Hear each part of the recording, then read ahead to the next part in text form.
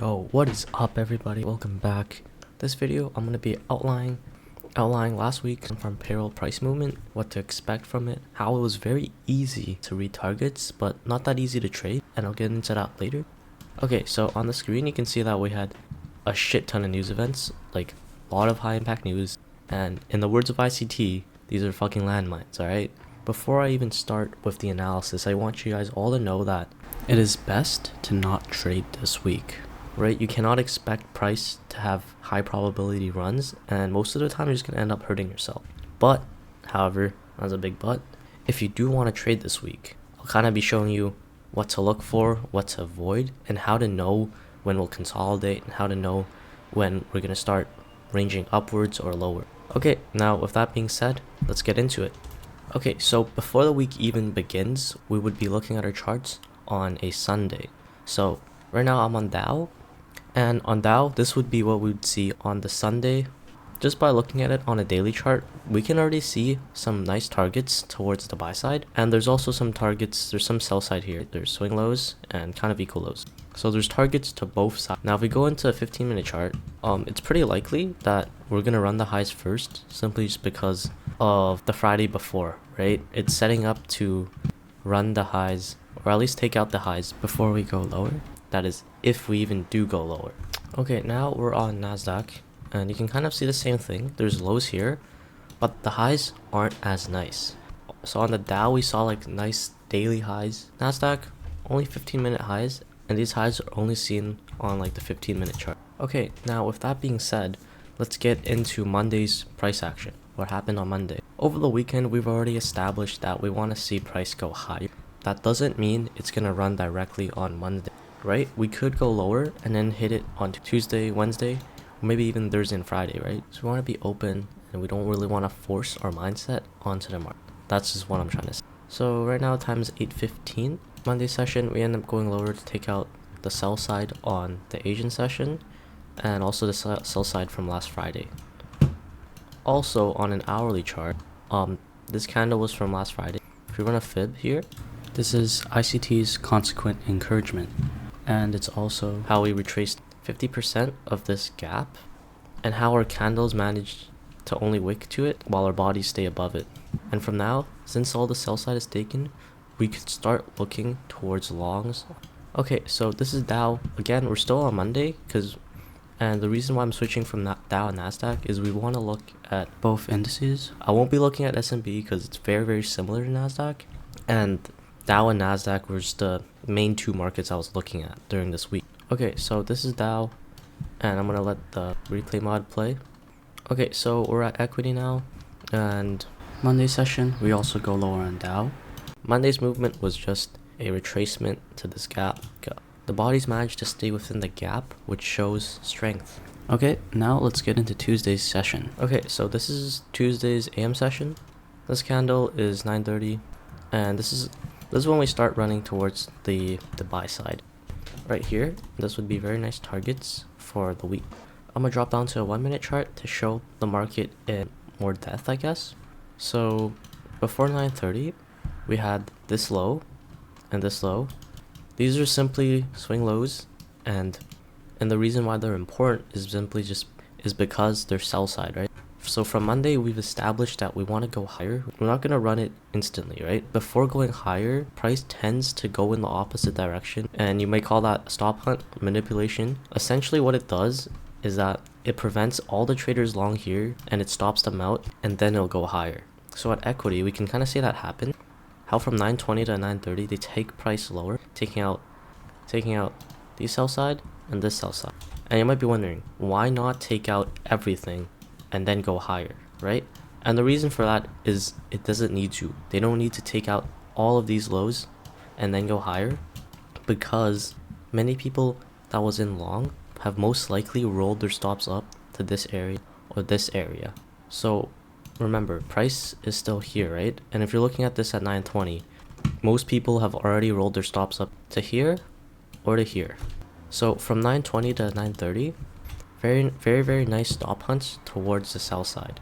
Now, once this happens, Dow is cleared up. All the sell side has been cleared up from Dow, and I guess you can think of it as Dow being allowed to range higher. Also at 9:20, notice how the 9:20 candle doesn't wick above these highs. It stays right at the same level. To retail, they see that as resistance, triple top, double top, and they see this as a willingness to go short. Point of this is generation of liquidity. We've already established from Monday and Sunday that we want to go higher, right? Nothing has really shown us that we're wrong just yet, so we're still sticking to our bias. This is a very nice sight to see because having this candle here entices a lot of traders to go short, and their stops would be right here where this double top is. What that means is that after 9:30 and this sell side is taken out, we can start going higher. Think of it as magnets, how we would trace and draw into this level, as well as these highs that was created during the London session. Okay, so I'm gonna let price run, and the entire AM session after equity, we had some really nice rallies to this buy side as well as this buy side and these equal highs. During the lunch to PM session, kind of get retracement into this hourly gap here. Again, body staying inside the gap. If we had a body outside, it just means that it's not that likely or it's not as strong as if it was inside the gap. Okay, so overall for Tuesday's session on Dow, we've taken relative sell side. AM session, we go for this small equal high as well as the Asian and London highs, and we end up closing above the highs from Monday. Okay, now let's talk about Nasdaq. Nasdaq compared to Dow was very messy. On Tuesday here, from 9:30 to from 9:30 to the PM session, the whole AM session, we didn't really get much movement. It's very difficult. This is why you should also be looking at multiple different indices to see which ones are moving and which ones aren't really doing anything. Now, obviously in hindsight, we can say that Nasdaq should not have been traded, but let's say you're trading this at the time Tuesday, right? How do you know that Nasdaq is gonna reach consolidation and Dow is gonna be ranging? And I guess the answer for that would really be time. So right now it is 9:29 and I'm gonna play the equity open for Nasdaq. So from 9:30 to 10 o'clock, we get basically no movement, right? It's very messy and a lot of consolidation. Okay, this is right at 9:30, and on the left I have Nasdaq, on the right I have Dow. They're both on 1 minute chart, and again this was on Tuesday. So for Nasdaq, I'm gonna play the first 10 minutes of equity here to 9:40ish, and we can kind of compare that to Dow, where Dow, first we have sell side. Dow takes out this low, as well as this low. If we look on Nasdaq, we only took out this low and these lows. However, this low, it's the same thing on Dow. This low has not been reached. Dow, on the other hand, has completely wicked and taken out all the sell stops that are here. Now, once it does that, taking out all the sell stops kind of opens up and allows Dow to go up higher, while Nasdaq, there's still sell side beneath here, and I guess that's kind of dragging it down. You can think of it as kind of presenting Nasdaq from running higher. So around 9:35, we see Dow has taken a lot more in the opposite direction, which means that it has opened up and it has allowed Dow to start range and targeting buy side. Here, there's a gap 9:35. Definitely could have entered here around the midpoint of the gap and stop. You want to have a wide stop, even though if it means you make less profit, and that's simply just because it's non-farm payroll week. Price is going to retrace a lot more than usual, so you just definitely want to have wide stop and you don't want to get greedy and go for small targets. So here, the targets would be the lows from the Asian session. Okay, so we're on Wednesday session now, and we see that there has been lows generated through the London session. There's sell side liquidity here. Okay, so on the right, you see Dow. Again, this is Wednesdays. So on a 15-minute chart on Nasdaq, we have these really nice highs, right? This is going to be the target for Nasdaq. Dow, on the other hand, the highs are still very far away, and it might not hit, right? Just because it's so far away. Nasdaq is much closer. So on Wednesday, I was definitely looking at Dow, but I was mainly focused trading Nasdaq. On Dow, I was pretty sure that we weren't going to hit the highs just yet, and to expect price to consolidate, I wasn't really looking for much in Dow. Nasdaq, on the other hand, my main focus was here, and I was trying to take longs towards the buy side. Also, on the screen right now, you can see the news events on Wednesday. 2 high impact news on a Wednesday on a non-farm payroll week. which means that every trade you take should have wider stops than usual, and they should have less risk than usual, simply just because it's non-farm payroll and things can get really brutal. Okay, so I am on a 5-minute chart, and as you can see from the 8:15 news, we get retracement here. Right at 8:30 New York Open, we get a very nice gap fill. So here, there's definitely entry possibilities where you're kind of anticipating price to go lower. You have a limit order at this gap, your stops here, and your targets would be the highs. So here's your fill, and at the end we do hit targets. But what if we've missed this entry? So 9:30 is about to come, and 9:30 will offer stop hunts, which means a re-entry or a pyramid. And for us, if we miss this, it would be a re-entry. Okay, I'm gonna full screen on NASDAQ, so all the focus is on NASDAQ now. Your trade ideas, your stop loss would be based On at least a 5-minute chart. Your entries can be on a minute chart, it's fine, but your stop loss must be based on a higher time frame. Okay, now let's look at equity. So this is 9:30, right? We get a nice red candle into sell side, relative small sell side. We have this swing low, this swing low. And you might be thinking, okay, great, sell side's taken. The 9:30 candle has taken sell side. It has freed up the market, and now we can go long. Oh no, what happened? We got stopped out. And that's simply because You need to give price more room to retrace. something better to do would be have an entry here at this order block, or maybe an entry here at this gap. Now if you're not sure, If this gap is going to get filled, right, you could just have an entry at the order block, and your stop loss would be here, right? It's much more safer and less aggressive than entering here on the minute chart. where your stop loss really is just too tight. Okay, so I'm gonna let price run and let price play. We do get filled on this order block, At the 10 a.m. news, and we also hit the top of this gap. So if your entry here was at the midpoint, it wouldn't have gotten filled, and that's fine, right? If you missed this entry and you're not able to get a re-entry, I guess I'd have a fib of consequent encouragement, ICT's consequent encouragement of this wick, and really notice how my stop loss is not at the candle, but if we draw this 5-minute gap again, it would be at the bottom of this gap, right? Again, just keeping a wide stop. This would be the trade if I missed. the entry earlier. Now we do get filled, and it's a pretty nice fill. And after that, we start running, and ultimately we do hit targets. Whether your trade was here or here with a earlier entry, or maybe you've entered even earlier at 8:30, the targets were correct, and it was very easy to read. Though unfortunately, right, it's not that easy to trade. A lot of people might get chopped up in this mess, right? Have stopped too tight or unsure and gone out early.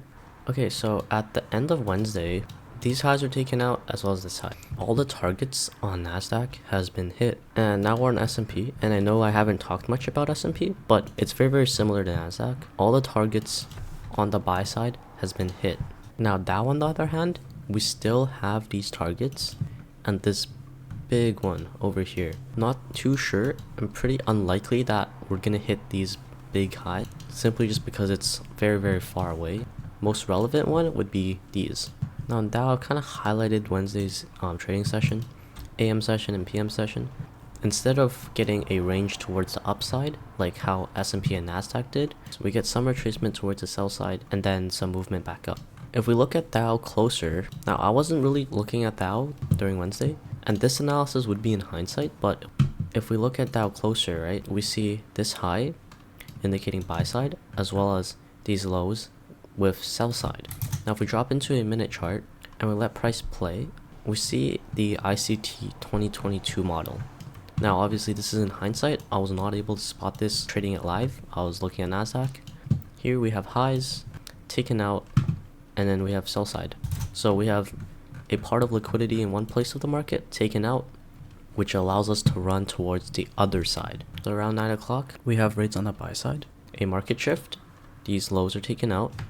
Entry could have been here at this gap or at this order block. I would have had it at this gap. Stop loss being at the top of this wick. Targets would have been these lows from the Asian session. It was a very nice trade and it would have worked out. Okay, now let's get back to it. So right now you see a 15-minute chart of Nasdaq on the left and a 15-minute chart of S&P on the right. We're at an all-time high right now. All the target towards the buy side has been taken, and it's still Wednesday, right? There's still Thursday and Friday to trade. For me personally, I wasn't quite sure if that was gonna go hit it, or we're just gonna consolidate or go lower and retrace.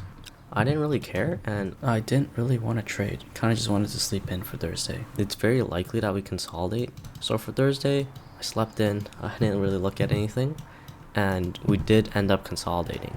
So I'm gonna play Thursday session, the entire Thursday session, the entire New York London, on a 15-minute chart. Very, very difficult to trade, and I'm very glad I slept in. We do see sell side being taken here, and that could have been traded, but it was very difficult to find. Very easy to get price retracing against you. Now let's look at Dow on Thursday. Okay, so this is a 15-minute chart on Dow. On Thursday, we see buy side here, which are targets, and we're kind of still going for that. But since S&P and Nasdaq has already taken their highs, I wasn't quite too sure whether or not that was gonna go. So at 9:30, we see sell side being taken out, which is a good thing because that allows us to start going higher into this buy side.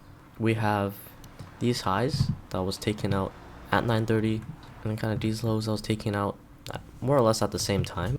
But simply just because of the overlying targets to kind of go higher, we could have had a trade on Dow. Entry, I guess, would be here, midpoint of the wick, and stop loss would be at the bottom of the wick. Very, very close to stop, and it's very scary, right, if you're trading this. Right, I don't really see another place to put our stop, so stop would be here, and distance from our stop to where price wicked would be 5.2 pips. Majority of brokers, that's more than spread, so don't worry about getting stopped out because of spread, right? Spread's usually like 2 pips. For me, I didn't look at this, I was sleeping in, and this could have been traded, but it's pretty sketchy having your stop here. Now after this target was hit, where we could have taken a partial or the full thing off, from 10 o'clock into the lunch session, we do get retracement, and it's kind of like this area here. More or less after 10 o'clock, we've retraced and kind of just filled this gap. And from 10:40 to 2 p.m., we consolidated a lot. And that makes sense, right? That's fine. Allow for consolidation. S&P and Nasdaq the whole day, we didn't really do anything. So don't expect out of range. Right at 4, unfortunately, price do come back and hit the break-even point. So if you were long here and you rolled up stop to break even, this would have been hit. That's completely fine, and that's also why we take partials here. So we took 50% off here, we would have been chilling. Okay, and that was Wednesday session. More interesting than S&P and Nasdaq, but still wouldn't really trade simply just because the targets on S&P and Nasdaq was already hit. Okay, now we're looking at Friday's session. So on Friday, I was only looking at Dow. Again, on S&P and Nasdaq, even if it is non-farm payroll, simply just because the targets has been hit, I really wasn't looking for anything. Maybe some retracements, maybe they go higher alongside Dow, but my main focus was on Dow. S&P and Nasdaq was not really looked at. Okay, 8 o'clock, half an hour before non-farm payroll, I'm on a 15-minute chart, and this is what I would be outlining. Here, there's a nice gap from Wednesday, as well as sell side from Thursday's session. So here and here, the targets is also here. And essentially what I'm doing is kind of waiting for retracement into this gap, take out sell side, this swing low, and targets would be here toward these highs. And again, right, non-farm payroll injects a lot of liquid in the market. Having a trade here where your entry is this gap and your stop here, it's simply too tight, right? You're gonna get stopped out. And even if you don't, let's say it hits here and it goes straight to your targets, that's not a good way of trading because it tells your mind that you could do it and you should do it again. But trust me, once you do it again and again, the one time you get it wrong, since your stop is way too tight, you're gonna get margin called and your account would just be gone. So having your limit order lower here at this gap would be the ideal trade. Sometimes we don't even hit this area, we don't get filled, right? We might just run up higher. And if that happens, we need to be okay with it because there's so many times where you would just go in here and you'd be like, what if it runs straight to targets and it doesn't retrace, and you know, I'm gonna be a millionaire, right? It's gonna run straight up at 8:30. Oh, please don't do that. That really is gambling because sometimes it will do it. We get big movement up higher. However, and if it doesn't happen, your stop loss would be a margin call, which means every time you do dumb shit like this, you're always one trade away from blowing your account, and you don't want to do that. You want to be patient, you want to preserve your account, and you also want to be trading for a long time. Us not rushing into it is the way to do that. Now let's get into a 1 minute chart and let's see how price plays. Right at 8:30 we go lower, but it doesn't fill us instantly. We consolidate a bit, and then 15 minutes later, that's the time we get filled. When 8:30 comes and you see this, your initial stop rates and then movement towards the upside, slight movement towards the upside, you might be thinking, this is nice, right? You have consequent encouragement of this gap. I am going to have a limit order On the encouragement, and I'm going to go long. So then your trade would be something like this. You get stopped out. Your stop will get filled properly, right? You're not going to get margin called here, but you definitely shouldn't do this, right? It's non-farm payroll. you can't be basing your trade ideas simply off a 1 minute chart. It's way too small, so at least a 5 minute chart. And on a 5 minute chart, your trade will look like this. Consequent encouragement. And you're trying to take longs here. Zoom out a little bit. This looks kind of stupid, right? You would not take this on a trade. Simply because there's a 15-minute gap right here and there's more sell side here. So if you zoom out a little bit and you look on a 5 minute chart, You would not be taking this. on a 1 minute chart it makes sense, right? But on a 5 minute chart it makes no sense. We could definitely still retrace into before going higher. So this trade is no, don't do this trade. Okay, now back on the 15-minute chart, I'm just gonna let price play, and actually very quickly we run up into this level, the targets. So we're on a 5 minute chart now, the gap here, equity, retracement into this level. Could have had a pyramid position, or if you missed the initial one, enter here, stop loss at this wick, you want a wide stop. If it was any other week, right, you could have a stop loss here, right, at the body. But since it's very volatile, keep it far away, and your targets could be here, towards, again, this level. Now, after you've gotten filled, when we see price rally and take the highs here, here, and here, most likely gonna take partial, or maybe you're going for a full pull and going for the targets, but for stop, it would be definitely rolled up, and it might be rolled up to break even or this swing level. Now, you might be looking at this and saying, wait, yo, these targets haven't been hit yet. We got really close, but they haven't been hit. And charts, right now, I'm not in replay mode anymore. You can see the candle, and on the bottom of the screen, Friday, 5 p.m. This is market close, right? So this is the price where we are right now. Yo, this is stupid. Targets haven't been hit, right? If you're long here and you're trying to full pull it, and if your stop was rolled up to this level, you would have been stopped out at a very slight profit. And yes, right, simply just because we have nice targets doesn't mean 100% we're gonna hit them. always take your partials, so you're paying yourself so you get out with something. Simply just because we never hit these, we got so close to it, doesn't mean it's bad. So why is that? Okay, so as the date of recording on Saturday, and on the screen, we see more high impact news next week. On Wednesday, there's CPI and FOMC. Very big and volatile. So what does this mean? I see on Friday non-farm payroll as, I guess, a kind of setup for next week's trading session. So because we didn't take out the highs, what this did was generate more liquidity.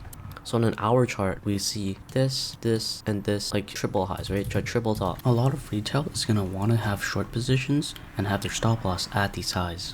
So that means it sets us up for next week, FOMC week. Now again, just because I sound pretty sure, I'm also personally pretty sure we're gonna go higher, doesn't mean we will. I'm definitely not gonna be forcing my will upon the market.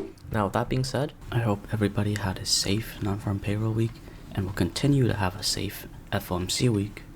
And just again, as a reminder, if you don't see anything, don't take it, right? Turn your charts off. And it's definitely easier said than done. But in the long run, you'll be happy you did.